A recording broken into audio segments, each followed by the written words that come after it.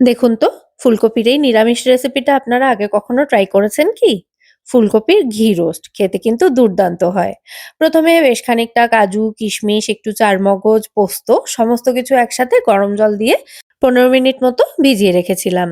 তারপর এদিকে ফুলকপিটা ২-৩ মিনিটের জন্য একটু ভাপিয়ে নিচ্ছি। এতে ফুলকপির মধ্যে যদি পোকা থাকে তাহলে বেরিয়ে যাবে। তবে সেদ্ধ করব না, জাস্ট ২-৩ মিনিটের জন্য ফুটন্ত গরম জলে রেখে তুলে নিয়েছি। তারপর ফুলকপিগুলো সামান্য একটু নুন ছিটিয়ে ভালো করে ভেজে নিচ্ছি।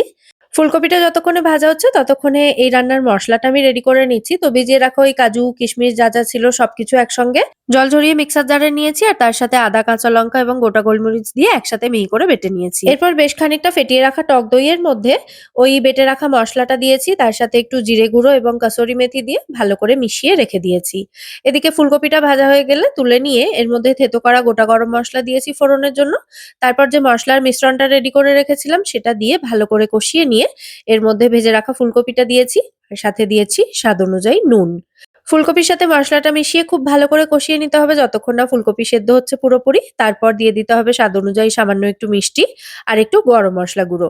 ভালো করে নাড়াচাড়া করে মিশিয়ে ওপর থেকে একটু ঘি ছড়িয়ে কিছুক্ষণ ঢাকা দিয়ে রেখেছিলাম এবং ফাইনালি আমাদের ফুলকপির ঘি রোস্ট এখানে একদম রেডি।